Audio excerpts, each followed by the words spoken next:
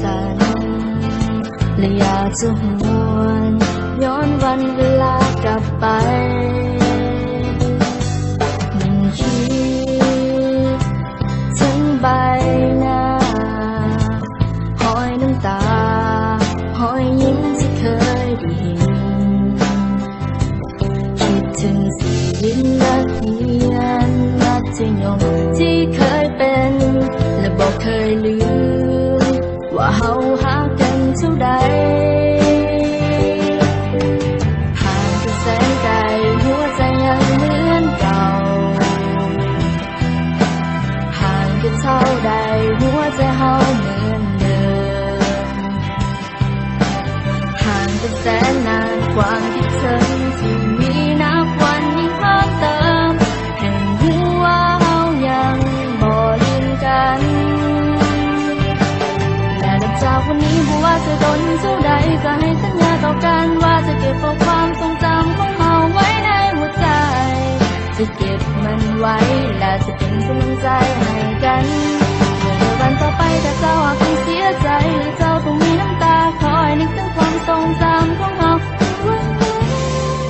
ในวันที่เฮาเคยอยู่เคียงข้างกันและมันยังคงจะเป็นแบบนั้นตลอดไป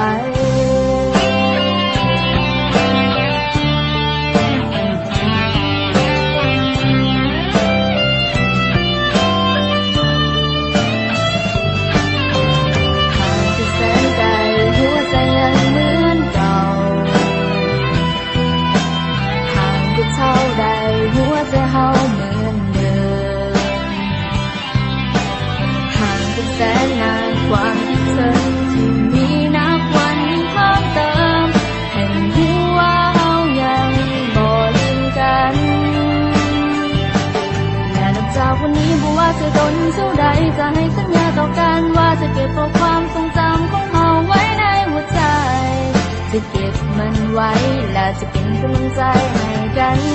เมื่อวันต่อไปถ้าเจ้าหากต้องเสียใจหรือเจ้าต้องมีน้ำตาคอยนึกถึงความทรงจำของเฮา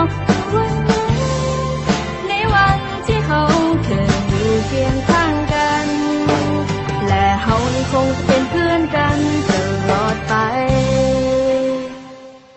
และนับจากวันนี้บ่ว่าจะโดนเท่าใดจะให้สัญญาต่อกันว่าจะเก็บเอาความทรงจำของเฮาไว้ในหัวใจจะเก็บมันไว้และจะเป็นกำลังใจให้กันเมื่อในวันต่อไปถ้าเจ้าหากต้องเสียใจหรือเจ้าต้องมีน้ำตาขอให้นึกถึงความทรงจำของเฮาเมื่อวันนั้นในวันที่เฮาเคยอยู่เคียงข้างกันและเฮายังคงจะเป็นเพื่อนกัน